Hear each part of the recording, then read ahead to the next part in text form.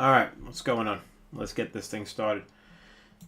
We need to fix the focus because autofocus never works.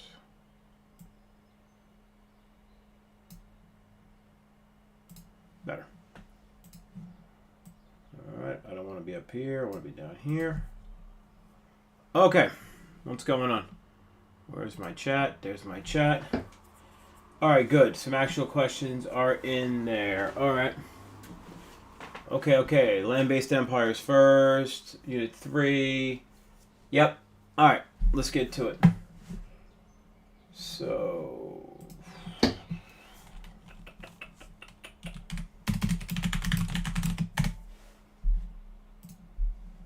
Okay.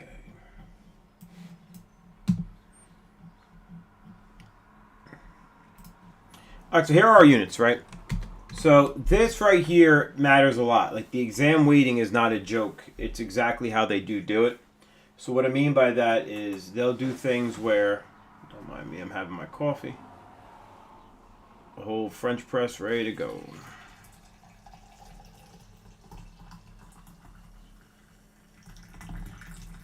Nice. All right. So these units right here, right, this is the way it actually works. So what you'll see here is that 1200 to 1750 is making up on the high end, right? 15, 30, where am I here? 15, 30, about 40% of the test, 50% of the test could be right there. Maximally, right? Maximally. But even at the minimum, is 24 plus 16 is 40%. So 40% to 50% is found just in these time periods, which is why I harp so much about it. Because there's a lot packed in there. And frankly, a lot of it is the stuff I think you guys tend to know the best, all right, in general.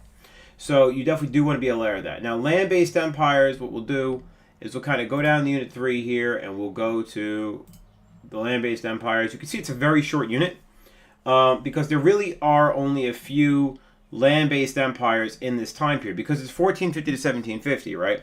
So this is the time when Europeans are out there exploring the world and, Columbus is starting and the Portuguese are doing their thing and all that.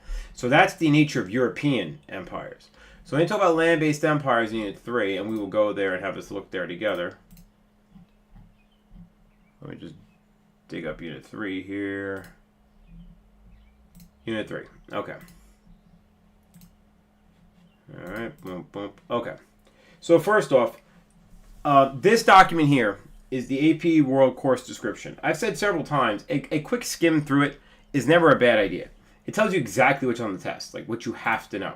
Now, you'll see these illustrative examples over here. You'll find this throughout these unit pages. And what they're basically referencing is that these are not necessarily things you must know, but rather we might use these, meaning we the test, might use these as examples in questions, like documents from this, we might reference it or something like that. They're not going to ask you, how did Songhai fight Morocco? That's not a thing. Then I'm going to ask you about the Safavid-Mughal War in general. What they will ask about is, okay, the Safavids and the Mughals had a conflict. There may be documents related to that conflict that appear in the questions, and you have to answer stuff about them. Probably about things like how Sunni and Shia get into wars, stuff like that, okay? So, what you want to look in these historical development sections, though, this tells you the stuff you absolutely need to know. So, for example, one of the things we're talking about today is what kind of technologies might have moved on those trade networks, right? Especially in this era, 1200 to 1500.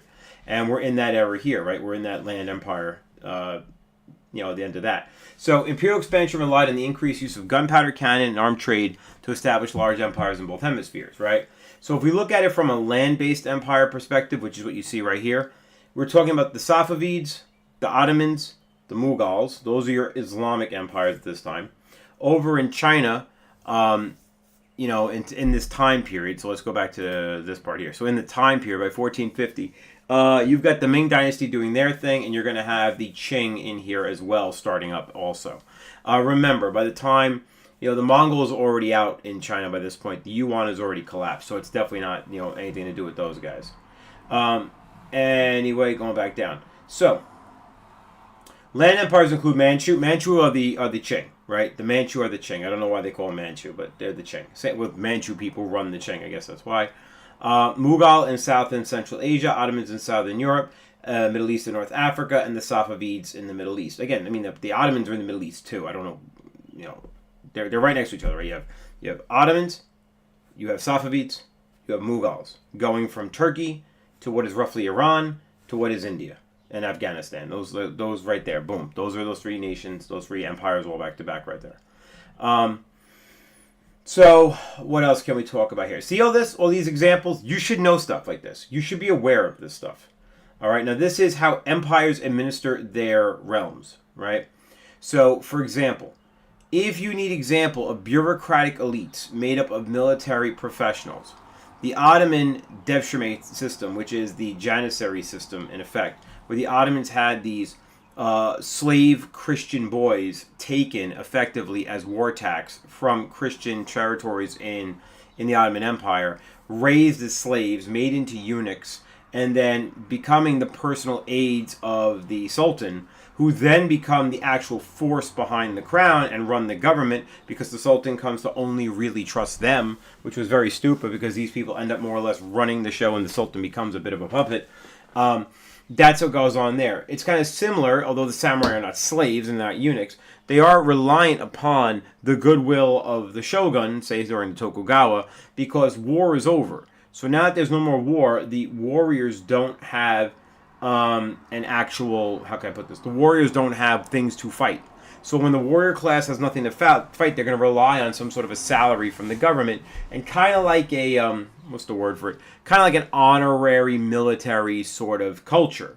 So this is where you get the attitude of like dojos and fighting schools and Miyamoto Musashi going around after the, Battle of Sekigahara, dueling random guys in Japan, because there's no more war. And so when that happens, it's agreed Sigma. Okay. When that happens, you've got to find some place to put your warriors where they're not going to cause trouble, and putting them on a salary is basically how you control them. Now, I'm not going to go through each of these examples. Just saying, if there's something here you have no idea what it is, you should do your best to at least look it up and have a generic sense of it.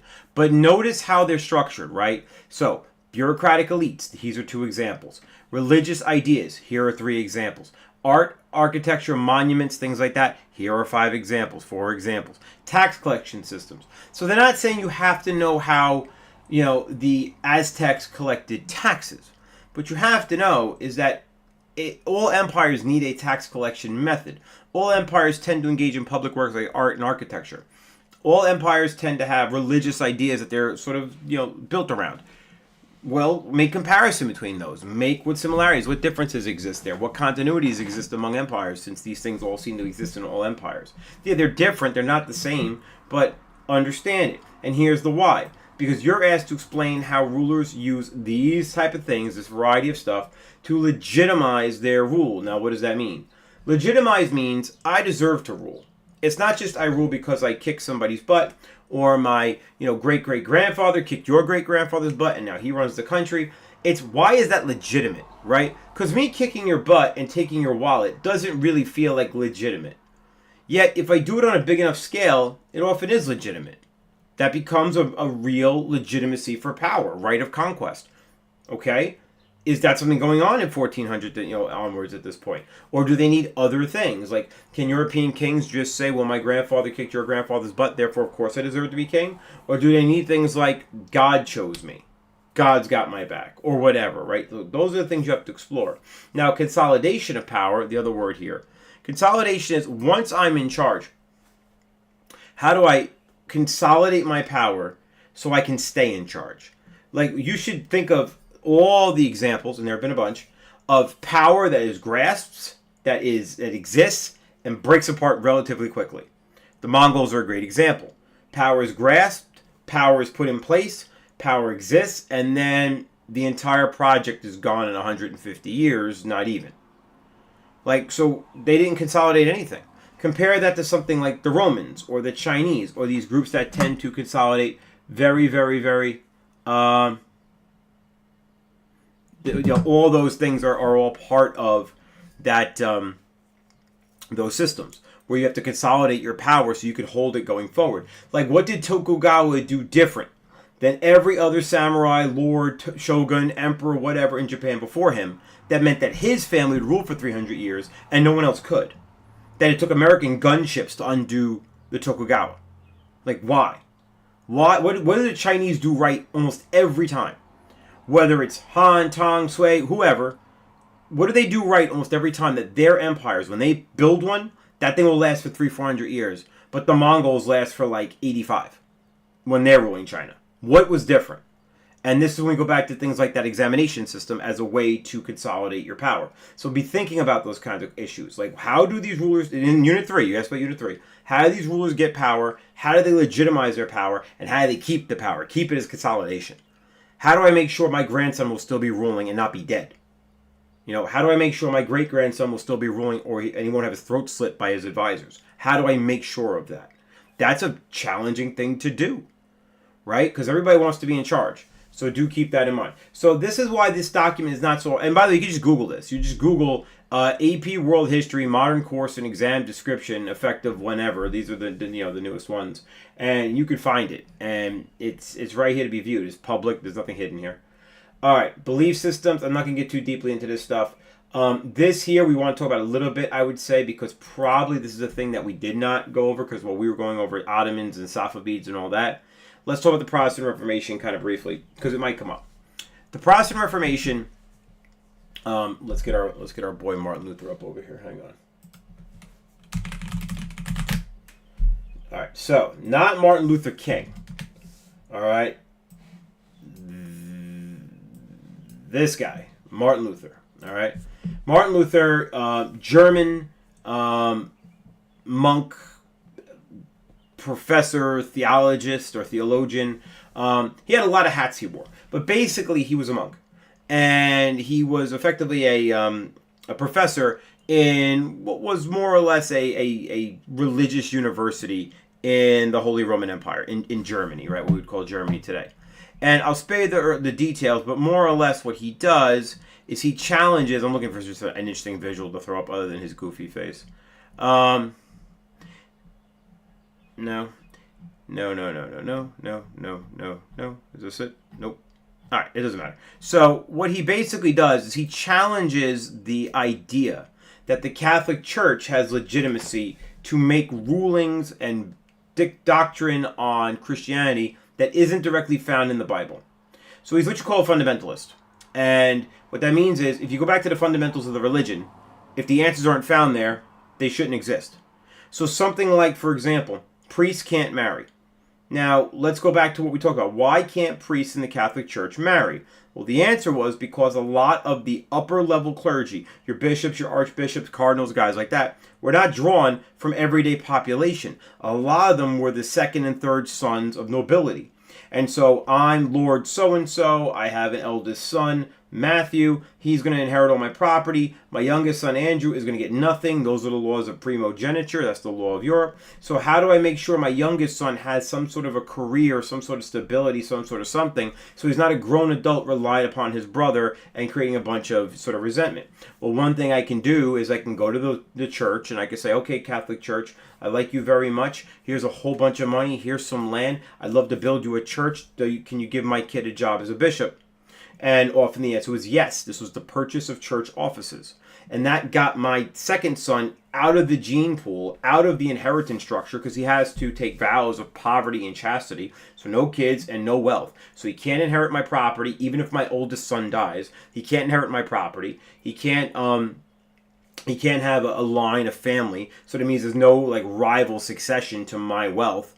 And that puts him firmly within the grasp of the church, and he becomes a churchman, like an upper middle management churchman. And this was done all the time. And that was the reason they weren't allowed to marry. Well, Luther challenged stuff like that. Luther said, well, actually, there's nothing in the Bible that says you can't marry. Jesus never said don't marry. Jesus said go forth and multiply. So what are we doing here? There was nothing in the Bible that said a priest has to be poor. Like, okay, Jesus had a lot of allusions to things like, blessed are the meek, they will inherit the earth and all that, and Jesus himself certainly wasn't rich. But there's nothing in there that says you have to be poor. Like, that was a very Western Catholic way of thinking.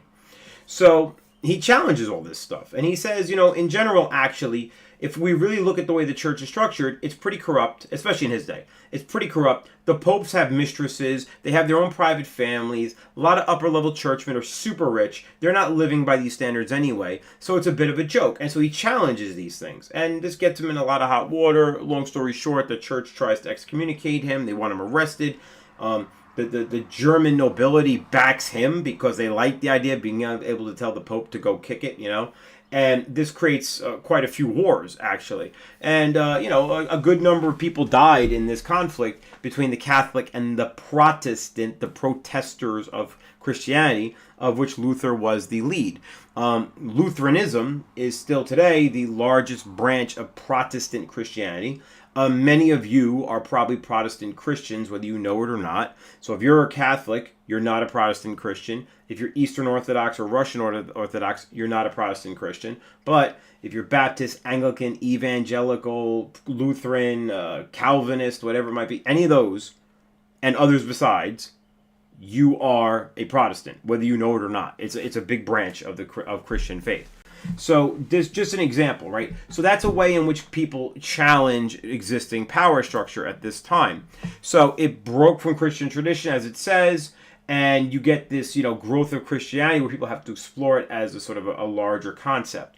And this creates rivalries in Europe, similar to the way the Sunni and the Shia have rivals. Now, it's not exactly the same, because in Sunni-Shia rivalry, that's a very old rivalry. That's from the day Muhammad died, that rivalry existed, okay? And then you can look at Sikhism, again, as kind of a third-wave religion or a third-way religion in between Hinduism and Islam in India. So this idea that religions exist also in a state of kind of tension and conflict within these empires is a very real thing, something worth considering. Anyway, and I'm not going to spend a ton of stuff on the land-based empires. I'm just pointing out things you can go look at yourself. And again, I would highlight these illustrated examples. So when they bring them up, and that was it. Unit 3 is not a very big unit in general. The comparison is always where the money is to be made. The course is all about those skills, right? So compare, compare, compare. All right, what else we got here? How specific should I get on SAQs? All right, so let's talk about SAQs. Let's talk about SAQs.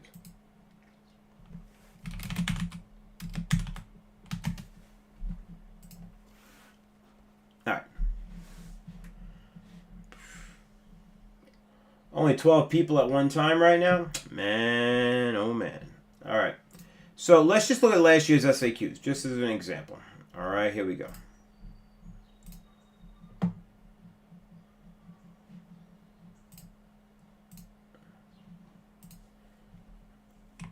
O'Connor. All right, so here's an SAQ. How specific do you want to get? In general, and again, everything's in general, right?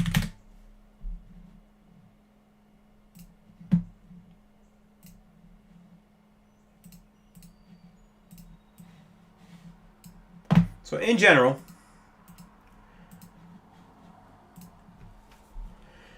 I really do like, in general, the ACE system. There's a lot of, acronyms for how to do this thing, but the ACE system works pretty well. I think it's fair play. So ACE, which is this is a system for answering how to answer SAQs. So ACE is answer the question, C is cite evidence, and E is explain. Now, explain means because, right? How or why. How or why. You have to use because for that. All right? Or the equivalent. But because is the simplest way. All right? It's the simplest way to get it done. Don't mind me. We need a sip.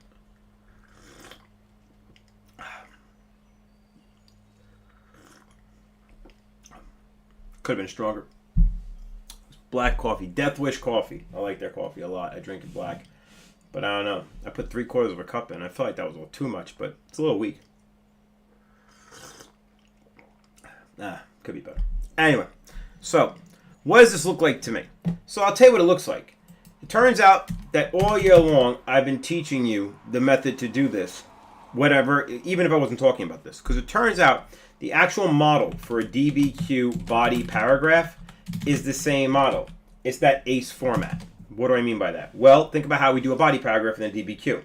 Sentence number 1 is a topic sentence. A topic sentence is effectively a piece of your answer from the thesis, right? So you take whatever, one thematic thing, from your groupings and you bring it down to the document, bang, or down to the body paragraph, bang. That's your answer, right? This is, I'll take it from the DBQ you guys just did. One way in which Muslim women challenged social norms in the Islamic world was to demand the right to divorce. I don't know. One of those ideas, whatever document that was, right? So that would be like a topic sentence. So that's very much like an answer, right? Because the answer to an SAQ requires that sort of work. Identify or describe one economic change in the Americas that occurred as a result of the developments discussed in the second paragraph. One economic change that occurred in the Americas as a result of the developments in the second paragraph is, and you just pull it out of there, whatever theme that is. So in many ways, it's very similar. Then the next sentence, right? The next sentence in any DBQ body paragraph should be document evidence, right? It should be your document stuff. So, it's like, in document one, blah, blah, blah, blah, blah, right? And we do this, and you describe the document. Well, here, you're not going to say in document one, but what you'll say is, one economic change in the Americas that occurred as a result of developments discussed in the second paragraph. Let me quickly read the second paragraph. To replace the Mediterranean trade of cloth, beads, leather, and metals upon which the Africans have become dependent, the Africans now had only one commodity that the Europeans wanted: slaves. For centuries, the African merchants had sold a small but steady number of slaves to the Middle East, but with the decline of their traditional European trade and with the opening of America, the slave trade became a boom. The Africans thus became the victims of the discovery of America as surely as the American Indians. Okay, so one economic change in the Americas that occurred as a result of the developments discussed in the second paragraph is a large number of African slaves were brought to the Americas to serve as economic labor or slave labor, whatever, coerced labor, however you want to phrase it. That's an answer, right? Now, how do you then cite document evidence? I would go back to the document and I would say, I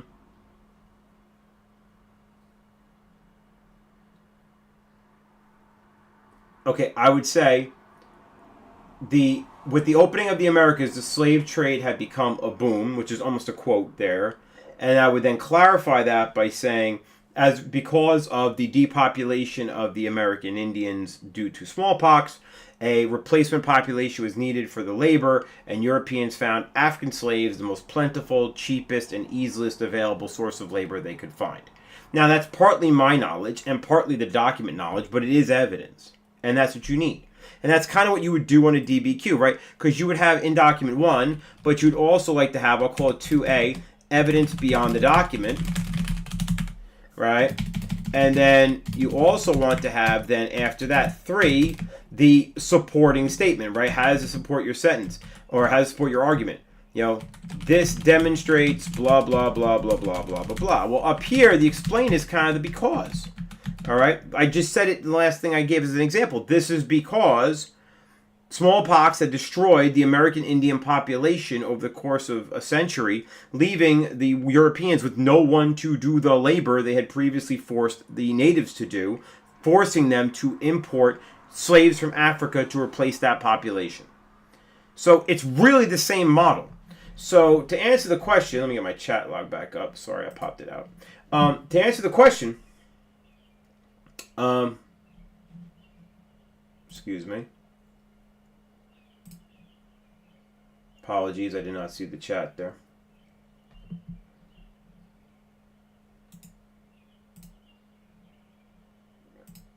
One second. This. Okay. Alright, that person's gone. I apologize for that. Alright, so. Back to, so back to Mo, back to your question. So that's how specific I would get. And I wouldn't try to get much more specific than that, because you got to do a lot of these, right? You got to do 3 different answers for each of the documents, each of the questions. And going back to your thing, you said those are the ones I did for practice last night, and the rubric's never specific. The rubric's not meant for you. It's meant for the adults. So you can't use the rubric as an example. What you can do, though, and what you probably missed out on, is if you scroll down and look, not here, excuse me, but over here, and you go to the sample responses, there are sample SAQ responses. So you should read these. And here's what you should be doing. Forget the rubric. Read the sample student response. Like, this is a legit sample student response. 1C. That's what all the kid wrote on the whole thing. Here's another sample student response. Here's another sample student response. Read these and ask yourself, hey, could I do this level of work? Can I beat this standard? And of course, the grades are right down. Excuse me, I'll go to the bottom. I'm on the wrong thing. The grades are right down here.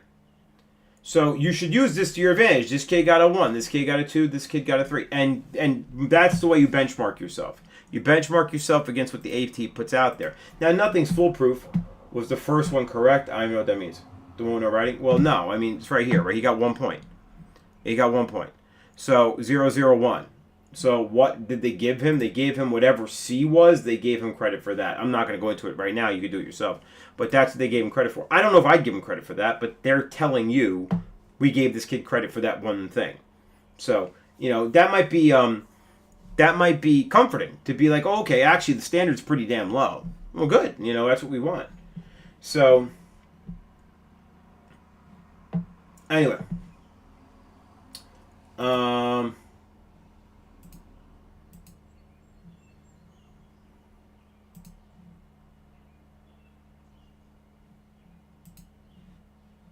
Okay, so that's pretty much that. I'm trying to think what else I can really say about it. That's more or less it. If I share the doc, I mean, come to me in class with it, Mo. I don't want to do it here on the live stream with everybody. Nobody gets that much individual attention, But come to me in class, sure. Happy to do it. Home base is always a good chance for that kind of stuff because there's not much else going on at the time. Unit 3, can you go over 5 revolution section? Unit 5 revolutions, yeah, sure. So Unit 5 revolutions, let's go back to the course description because the course description, for my money, is just the best place to kind of start for any particular topic because it does lay out what you need to know. So first off, there's lots of revolutions in history. This is specifically revolutions from 1750 to 1900. They take several forms. There's political and non-political, and you want to be able to separate those, right? Now, there's a lot of them, but hear me out. They're kind of grouped. So firstly, you have one of the contextual causes of revolution, which is the Enlightenment. And the Enlightenment is specific to Europe, and it's the idea that there is a Greek... I'd say the Enlightenment is part of a series of reforms in European thought that begin with the Renaissance, which is a sort of a rebirth of the Greco-Roman logos, the idea that there is a logic to the world and you can use reason to reach answers. Now, the Renaissance was not out there actually questioning the political order, really. That's not really what it did. It had more of a meta sort of issue with that. But that leads to the scientific revolution, the commercial revolution, and then boom, boom, boom. And eventually you get to the Enlightenment. And the Enlightenment is, in fact, a questioning of the legitimacy and source of power. Okay, so under what logic does God give people the right to rule? And where do you prove that? And where's the evidence for that? And how do you know that? Etc. And this is where you get stuff like John Locke's natural rights and Thomas Hobbes with the Leviathan theory, right? You need the beast that can kill pride to run the show, like the articulation of the absolutist argument, and so on. So you get these ideas from the Enlightenment, right? But in general, we tend to think of the Enlightenment as a counter-reform movement to absolute monarchy, divine right, and unquestioning authority. Like, the whole purpose of the Enlightenment is to question the traditional sources of authority. That would be sort of a general sense of it. So it obviously puts the wheels in motion, right? Then you go to 5.2, which are these actual revolutions. So let's go ahead and look at 5.2. So this is the Enlightenment, and then we go to 5.2. Now you have a series of revolutions here worthy of discussion. So, for example, explain causes and effects of the various revolutions in the period from 1750 to 1900. Let's start with the Atlantic revolutions. The Atlantic revolutions are more or less 3 of them. You've got the French, you got the American, you got the Haitian. Not in that order. Get the American Revolution first. The American Revolution is very, very, very, very important for the global impact it has for its success. You have to remember, it shouldn't have happened. It shouldn't have worked. You had the most powerful nation on earth at that time, which in this case is the British, with a global spanning empire who can dominate populations across the globe, like their control. I mean, you have to remember, this is 1787. Like their control of India at the time, right? They had India under lock at the time. Their control of African territory, territory in the Middle East. I mean, they really had quite a bit of territory that they already were in control of. Their colonies were vast, and yet they lost to America. Now, what they lost more or less was a war of attrition. The need to I don't think Americans realize this, but the Atlantic Ocean is the number one reason why America has been spared a lot of the bloodshed, horrors, and misery of much of what the rest of the world has gone through since, let's call it, 1800. It really is. Because even in the modern day, a massive ocean is a huge barrier to any movement of people. It just is. Especially anything like an invasion force or anything like that. Whereas in the rest of Europe, if Putin has a bad day, he can just pick up and invade Ukraine again. Like it's really not hard for him to do that. Whereas for us, we're very isolated, and to a certain degree, that protected England as well. Say, for example, during the Nazi Blitz of London. Yeah, I'll do my best with everything you guys are putting in chat for sure. Some of this I already discussed a little bit, but I'll definitely go back over everything I can. So anyway, so back to this. So the American Revolution proves that revolution is possible and it can succeed and inspires other revolutions. Now, the French Revolution is not the American Revolution. The American Revolution, I think it's fair to say, resulted in overall a net good to planet Earth. The United States has been a large force for justice and order and global peace and opposition of large-scale tyranny more or less its entire history. Of course, spots here and there, maybe not so much, but all the same, in general, the world's better off. On the other hand, the French Revolution was a bloody mess of a disaster that resulted in more people dying who were part of the revolution than people who were the revolution was supposed to destroy. The revolution started in bloodshed, ended in bloodshed, and it ended putting a singular man as an emperor of most of Europe, whereas where it ended up. So it really didn't solve anything. The French Revolution was a huge mess and a disaster and a failure from pretty much any objective perspective. Then you look at the Haitian Revolution. Well, the Haitian Revolution was successful in being the fact that it was a slave revolt that was successful in overthrowing the French sort of regime in Haiti. But, I mean, Haiti is a very poor country now. Poorest country in the Western Hemisphere. It's quite a mess. But all that said, it is part of this general trend of the overthrow of the autocrat, the overthrow of the foundationless ruler, the ruler who has no right to rule other than they say they have the right to rule, right? That sort of thing. No logic, no democracy, no choice of people, no natural rights basis, just I rule because my daddy ruled, one of those things. So those are more or less what they're about. Now there's other revolutions. Most notably in this time period, particularly in 1750, is the most important non-political revolution, which is the Industrial Revolution, which is probably more important than any of these revolutions. Definitely more important, actually. The Industrial Revolution changed the very structure by which people lived. You can make a very strong case that from basically the dawn of agriculture and the Neolithic Revolution all the way to the Industrial Revolution, most human beings lived an extraordinary similar life. Most were agriculturalists, getting up at dawn, farming their crops and tending the livestock, and then going to bed when the lights went out. That's basically it.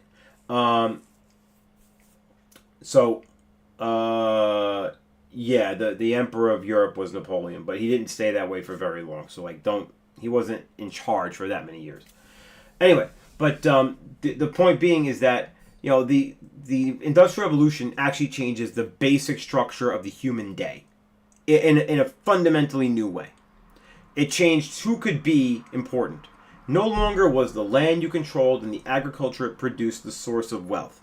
Instead, now, actual acquisition and creation of wealth, because you control productive resources, capitalism in effect, is the thing that started to make this a value proposition, where now the Industrial Revolution could actually make new men, new blood. By new men, I mean humans. New wealth. It could make a middle class, which had not been heard of in most places in the world at that time. And that middle class could be anybody, right? And the rich, the powerful, the aristocrat could suddenly be poor and unimportant and clinging to a title that is of no real value to anybody other than its historical value. But it didn't mean you were rich. Often it meant you were poor, actually, because there was like an old model. So the Industrial Revolution was truly changing. There's no world in which you should walk into this AP exam and not know as much as you can about the Industrial Revolution. It is one of the most important fundamental changes in human history. I think it is tied more or less with the Columbian Exchange for second most important change in human history, number one being the Neolithic Revolution. And I think you're living in the part of the human history right now, the Digital Revolution, which is number 3. So that's my personal opinion. Anyway,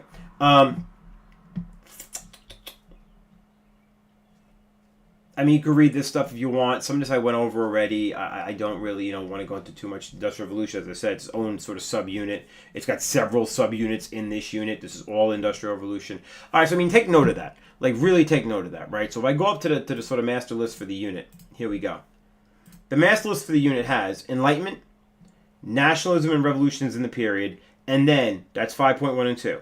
And then 5.3, 5.4, 5.5, 5.6, 5.7, 5.8, 5.9, and 5.10 are all the Industrial Revolution. So if you ask me about Unit 5, I'm telling you the answer is the Industrial Revolution. And we covered it quite a bit, as well as all of its knock-on effects. So if you're unsure, you should do everything you can. Watch the review videos. Go check out the Ultimate Review Packet I gave you on Unit 5. Make sure you know that material. It is essential stuff. Yeah, sure, I can assign that. No problem. All right, let me go back up here. So I'll make sure I didn't skip anything here. LEQ rubric, Carson, Unit 5, and the LEQ. All right, so let's do the LEQ rubric. All right, the LEQ rubric. Now, I'm going to show you the official rubric, all right? But I don't love the official rubric because, again, it's not really meant for students. In fact, hang on. Yeah, here's the one I stole. You guys, this should look familiar. So mine's slightly different, but more or less I stole this formatting because I think it works, right? So context, thesis, and again, mine thesis is first, but in reality, we should be writing context first. It should be the first thing we write. How many points should you be looking to get on the LEQ? I want to make sure this is accurate. Hold on. Because they changed some of it in recent years, but I think this is still accurate. It's still 6 points, but like what makes for a particular quality level? Don't worry about that right now. Just hear me out. So there's 6 total points, one of which is the fancy point. You know how I feel about that. It's not worth chasing it down. The odds are you're not going to get it anyway. But unlike the DBQ, where even the sourcing point I think is hard to get, on the LEQ, all other 5 points are very possible. So I would say they do give you scrap paper. Yes, they do. I would say aim for, yes, they do. I would say aim for 4. All right, aim for 4 points as like your goal for the LEQ. If you can get the 5th point, great, but aim for 4. What are the 4? On the DBQ and on the LEQ, you have to do context and you have to do thesis. There is no world at this point where you don't know how to at least attempt those. You must do them. They're on both essays. There's far too much of the test invested in that skill for you to not do it. So do 4 as a mandatory minimum. All right, or do those 2 on each essay. 4 total points on the 2 essays as a mandatory minimum. So that's the first 2 of the LEQ. Next, the LEQ must have, as you can see here, specific examples. Now he says 2. This is a rewrite of the official rubric. This is not the language in the rubric. Mine actually uses the language from the rubric because I think it's important. But is he wrong? I assume this is a he. I don't know who made this. Oh yeah, Tom Ritchie is a he. It's not wrong. You need 2 pieces of evidence. Now, what qualifies as a piece of evidence? I always say use the document standard. Like if it was a DBQ, you'd have to introduce the material and tell me a bit about it and how it supports your argument. I think that same model, the ACE model, I still think is the way.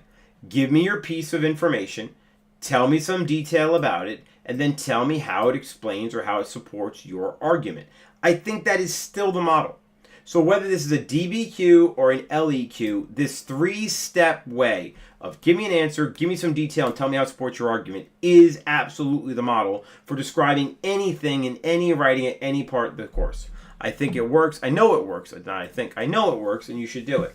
So you got to do that twice. So you're talking like a minimum about 6 lines, 6 sentences, something like that, to get that done. Now, you might be able to do it in a little bit less sentences if you happen to be a bit more of a skilled writer, but that would be kind of basically what I'd be shooting for, that sort of level of interaction. All right? Now, if you do that the way I described it, you're both using an example, so you're doing the first bit, and you're supporting your argument. Because once more, if you use this model, this explain piece, the support piece, this demonstrates, this shows, as a result of this, this is how, this is why. If you use that phrasing or that kind of phraseology in your actual writing, then you're in much, much better shape to score the points about support. So really, I mean, if it's not clicking now, it's got to click. You need this specific thing. So I'm sure the rubrics are already on his classroom. I bet they're under the classwork material. I would be stunned if they're not. So go check there. But worst case, sure, I can post them up. They're actually probably under the summer thing still. Anyway, so let's go back to that rubric now. So that wrong thing. That right there is 4 points, right? That's 4. The other point is the historical reasoning one. Now this one is actually simple. This is one of the easiest points in the LEQ. What I'd recommend is you just do the skill. So every LEQ, every question's got a skill it's based around, right? So, things like, change, continuity, similarity, difference. There'll be something like that, cause, effect. You have to use that skill. If you keep talking about that skill, no matter what else happens, even if the rest of it's kind of sketchy, but you keep talking about the skill, you will get this point. This point's very easy to get. So that's an easy point. So in my mind, okay, on the first 5 boxes here, all of this is possible for anyone in the LEQ. Now, you can't assume you're going to get 5, but if you drop one of these, maybe you don't quite support enough, or your evidence is a little bit weak, or you don't really have 2 pieces, whatever. If you get this stuff, and you get 4 of these boxes, you're in good shape. That's how you do the LEQ. All right, let me go back up here and see what was being asked in chat. How many SEQs are on the exam? There are 4 of them on the exam. Thank you for answering it correctly. You choose 4 of them are on the exam. The first 2 you must do, and the second 2, 3 and 4, you have the option. You pick one of them. You do not do both. So yes, you do 3, but there are 4 on there. You must do 1. You must do 2. You choose between 3 and 4 for your third one. What else we got? On the SAQs, you need outside evidence, even the ones with the document. No, you don't need it. No, if there's a document, you don't need outside evidence. It doesn't hurt, but you don't need it. So as long as your evidence is in the document, in fact, I would say the opposite. You need something that's at least referenced in the document. I would never quote, but you need something that's referenced in the document. I had a big fight with one of the chief graders about this, and I think I told that story in class. You need something from the document. I don't like it. I don't know why a kid has to do that if they got it right, but they want you to do that. So make sure there's at least something from the document. When you're done with this, can you talk about feudal Japan? I don't remember a lot about it. Well, for one, feudal Japan's not really... It's not most of the course, really. But if you're talking about feudal Japan, like the samurai era, remember that in feudal Japan, the emperor is a puppet, no power. It's ruled by a military dictator who rules in the name of the emperor, called the shogun. The shogun was a hereditary title, but it was a feudal system. So what that meant was no single ruler, no shogun, could ever maintain full power because they were constantly reliant upon their lords, and they give these guys power and those guys power and a little bit of money here and a little bit of land there. And slowly over time, like all feudal systems, the king, the shogun, more and more diminishes their power. And when that happens, you end up in a situation where you have no power. And when you have nothing left to give away, people come for your title and they take you out. And that was pretty much the history of Japan. Up until Tokugawa took over as the shogun, when he defeats all his enemies in the entire country, unifies the country under his rule, and changes the basic structure of Japanese society such that he now rules it, he runs the show, and his family runs it in return. And that's about 300 years of peace or so under his rule until more or less the Meiji Restoration. So that's like the whirlwind tour. Can you also go with Safavid, Mughals, and Ottomans? I kind of did, but I'll go back to it 1 second. Let me see. What else is out here? If anything else makes sense. Can you break down the LEQ? I did that.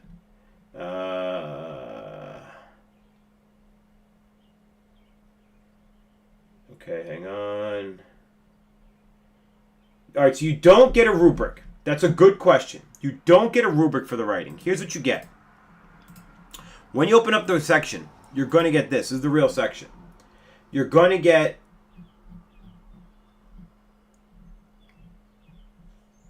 this thing. This is it. You don't get a rubric. This just kind of describes what you're supposed to do, and that's it. When you get to the L, and this is it. This is what it basically responds to a rubric. They give these bullets, and the bullets are kind of like the rubric. Like you can see for yourself, thesis, claim, context. They're there, but it's not. That's not real, is it? Tell me that's not real. No one actually gave me money, right? Please tell me that's not true. I'm gonna hope that's a fake thing, because I can't even deal with that. Don't do that. All right. Thank you. Okay. So, I didn't think that was possible, but hey, you never know. Anyway, there you go. So this is... Yeah, that kid's funny. This kid's funny. Alright, Mr. Funny. You are removed. You are hidden. You are reported. And you are doing that bad thing. And report. Goodbye. Alright, so... that's your rubric as they give it to you. It is the same thing, but it's in, mumbo jumbo teacher speak. I don't know why they don't just give you a basic rubric, but they don't. So unfortunately not. This is the best you're going to get. And they do the same thing for the LEQ. When you get to the LEQ, they'll do the same thing. They'll pop this bullet thing in front of you. Hold on. There it is. This is the LEQ rubric. It's the same business. They give you this little bullet list. That's what accounts for a rubric. So it's a good question. I'm glad you asked it. But that's what they do. So for context, can you use stuff like from current times? All right, so let's talk about that. What you can do and what you should do. Can you use modern stuff from the current time of the world to be contextualizing of information from the past? You can. I do not recommend this. It is more difficult. Your best bet is to give the immediate background to how you got there. All right, that's the best bet. Immediate background to how you got there. So, as an example, right? Why are you here? What is the context for this stream? The context for this stream is, we didn't have them all year. Why are we having them this week? Why is this number 2? Why will there be at least 2 more? The context is, there is an AP World exam coming. Now, that's the future. That's not the past. But the context is, we know that we are approaching a test that is context. So therefore, we have upped the review. We've upped the interaction. We're doing work outside of the classroom. For all those purposes. So that's context, right? Context is what brought you to this moment. Whatever it is. What made this a thing worthy of discussion, right? Why even ask these questions? Why even look at these prompts? That's context. So, yeah, and it's not allowed. You got to keep your context in the intro. All right, let me explain that. You don't have to. I don't want to lie. You can put your context anywhere. But if you take it outside of the intro, you make a huge problem for yourself. Because now the grader doesn't know whether what you're putting in the body is context or evidence. See, if you put a context in the context, the grader grades it immediately and it's done. And any other evidence you give in the body, even if it's actually contextualized evidence, meaning it's basically context, you'll get evidence points for it because it is evidence. The hardest thing for a grader to do in this test is to justify what is the evidence versus what is context when it's in the body. Don't do that to them. Put the context in the introduction like I've taught you all year long. And leave the body for the evidence. Trust me, it'll work.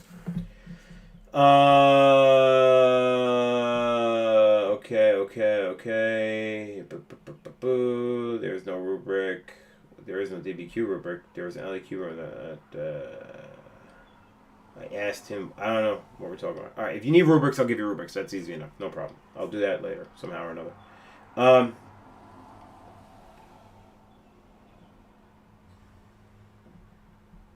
Okay. All right, so let's go back to this thing from before I skipped over because I was asked to go over the Gunpowder Empires. All right, so where are they? Safavids, Mughals, and Ottomans. All right, so these are collectively known typically as the Gunpowder Empires because they're the first empires to use gunpowder as more than sort of a scare tactic or a kind of sideshow or a signaling mechanism. Basically, this is cannoneering, cannons, right? So if you don't recall here, the Ottoman bombard is the most famous example of this. So this is the Ottomans' cannon, the original cannon they used. This is an artist's rendition, but it's basically right. What am I doing here? Here. This, it's not a great image. This is totally fake. This is fraudulent. This is fraudulent. They never brought them on wheeled carriages like that. They did this. There we go. That's better. They buried them in the ground. Like this is the Dardanelles gun. The same thing. It's the bombard. They buried them in the ground outside of the walls of Constantinople and then started firing them at Constantinople from the ground. Because you couldn't put them on a wheeled carriage. They destroyed the carriage on the recoil. This is totally fake. This did not happen. All right? It's ridiculous. It does not happen.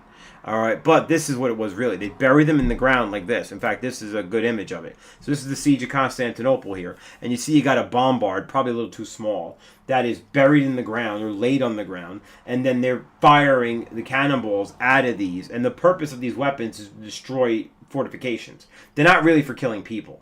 These things are not particularly accurate for that kind of thing. Right? You can't move them. You can't adjust them. You can't hit mass troops with them. Instead, you do stuff like this. You bury it in the ground. You do it like that. And then, boom, you fire it at a giant cannon. You fire this gigantic ball. I mean, these things are, in fact, truly huge.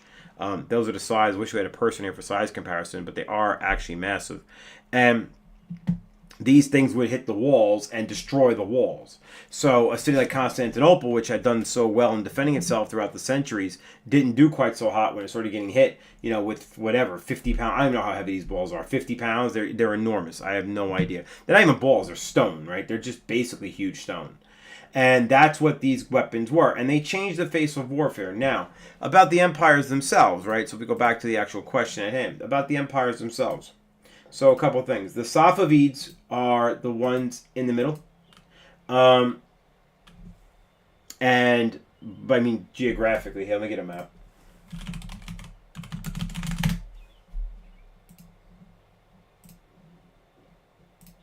Perfect. So here's a map. Let me move my head. Nope, wrong thing. There. All right. So this map here, you got the Ottomans here, Safavids in the middle, Mughals over here. All right, these are your three gunpowder empires.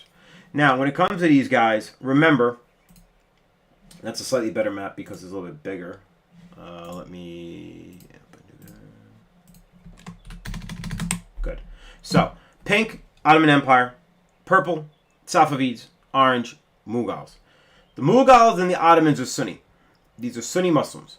So this is the main tradition of Islam, the one that emerged after Muhammad's death as the mainstream Islamic belief system. Most Muslims are Sunni. A Sunni believes, in general terms, that any righteous Muslim can be the caliph, can take over the role of caliph, run the Islamic social project, carry forward Muhammad's mission, try to bring Islam to the world, and etc., etc. Any sufficiently educated, righteous, honorable Muslim can do this job. So in effect, again, it's sometimes referred to as like by election. But it's not an election. There's nothing democratic about it. It's more or less people are picked. Now what ends up happening in history is that after those first four caliphs are gone, so you remember you have Muhammad's first, he's not a caliph, he's the prophet. But then you have Abu Bakr, Umar, Uthman, and then Ali. After Ali is assassinated, that's the end of what was called the Rashidun, the rightly guided caliphs.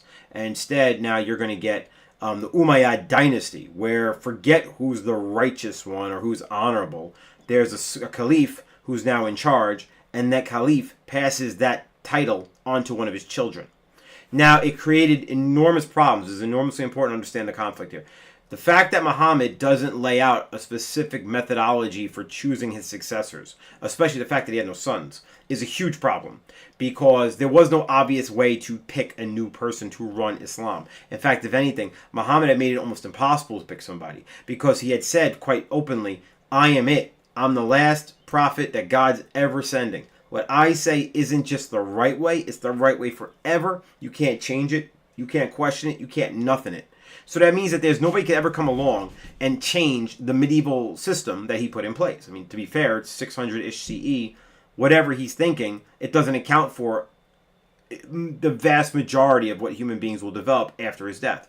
So there is no system for this. So even in things like the Umayyad dynasty, where you have a king, a caliph who's a king, and a hereditary ability to pass on the title to one of his children, because there's no rules for this in Muhammad's sort of way of running his own system, the first son is not necessarily going to be the caliph. The second son is not necessarily going to be caliph. There's no official wife necessarily. This is Islam. You can have 4 wives, right? And if you're a caliph, who needs a wife? You've got concubines. You've got a palace full of women you can have babies with anytime you want to. And if for whatever reason, on one day you really like this girl and therefore her son is now going to be your favorite because you really like this girl, that could be temporary. And it was not unheard of. It was actually extremely common in both the Umayyad and the Abbasid dynasties for rivals to the throne to be the next caliph to poison and murder each other. It happened all the time. Internal revolution, dynastic struggle, all the time. Muhammad set it up that way. Not intentionally, but he did. This was the system he left behind. So, that's one problem. The other problem is that there's a whole other group, the Shia. And the Shia emerge immediately upon Muhammad's death, and they say, look, Muhammad has family. He has daughters. According to Arabic tradition, property is matrilineal. So his property, which to the Shia include his titles and power, pass through his daughters. In particular, to his daughter Fatima. I think I have that right. And from Fatima to her husband Ali. I think I have the right person there. Hold on. All right, yeah. So through Fatima, and then to her husband Ali. Because remember, power is patriarchal. So the inheritance of the power is matrilineal, but the power itself is held by the men. So it's patriarchal. So the Shia believe Ali should be the man in charge. And that's why they fought so hard to make him caliph. When he's murdered, they're driven into the shadows because the Umayyads try to wipe them out because they know these guys are Ali supporters. And so from that point forward, for most of history, the Shia are a minority Muslim group who are persecuted. Because effectively to be a Shia is to say every Muslim ruler is a fake and a fraud because they're not a descendant of Ali. That's the way it goes.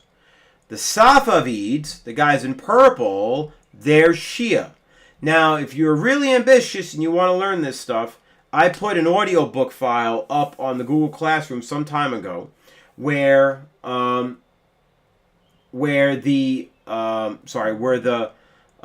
audiobook talks about the rise of the Safavid, its first real ruler, Ismail, the way that he had this crazy story where he was being hidden by a cult of assassins and event. It's straight up like a video game plot. It was a video game plot. It's called Assassin's Creed. But how this guy was basically brought into the light from being hidden, starts a whole revolution, takes over a bunch of territory, and makes the Safavid Empire. The fact that the two groups now have empires, where the Ottomans are Sunni and the Safavids are Shia, means they have to fight. There's no world where a Shia ruler can let an Ottoman ruler exist. They have to fight. Because the Shia, by definition, is the rightful ruler if you believe in Shiaism. There's just no other way. And the Ottoman Sultan would be effectively like in rebellion to you. And that's just how she goes. Like, that's the way it is. The Mughals were not super caught up in that business because they were ruling India and they had kind of a whole other set of problems. But territory in what is roughly Afghanistan, which is right over here, and this Indus River territory in what is modern Pakistan, this stuff was contested hotly, militarily, in war between the Safavids and the Mughals. And it shouldn't take very long to realize that you got two different groups fighting the guys in the middle here. And being the guys in the middle of a fight is never a good idea. So the Safavids will eventually get squeezed out and sort of poofed. And eventually they'll sort of fall and there'll be a new revolution and a new government will come into place and they'll eventually have a sort of hereditary monarchy, and the details of that are not very important. But these are those gunpowder empires, the most successful of which are the Ottomans and the Mughals. The Safavids are kind of squeezed out in the middle and they eventually are, reduced to nothing of a serious import. How wrong can you be and still get points? I won't give that advice. Don't be wrong, be right. That's like, how bad can you hit on somebody and still get a date? Like, have some talent and skill. I don't know what to say. We don't do that. Write the right things, not the wrong things.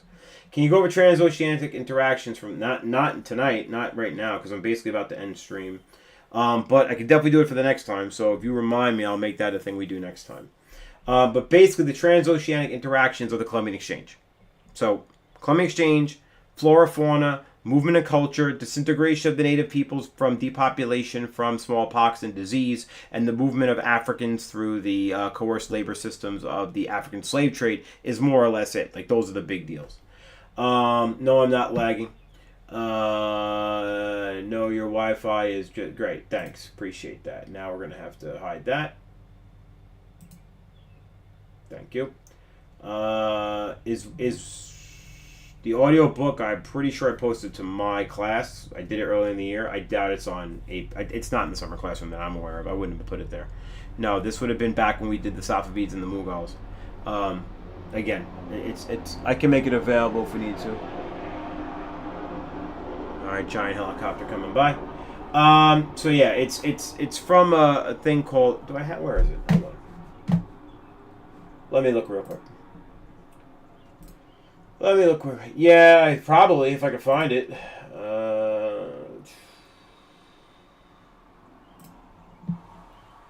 AP World. I wish you could search this stuff. I guess you can if I do this. Find audio book. Oh. No, it's not working. All right, hang on. Let me see.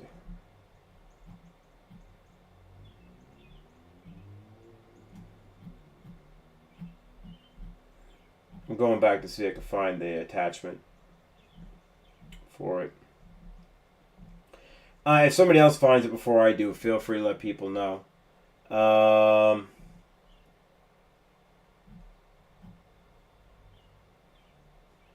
was already back in September. I have to find it. It's possible I played it in class and I didn't actually post it. I don't properly remember at this point. But I will look around. If I could find it, I'll let you know.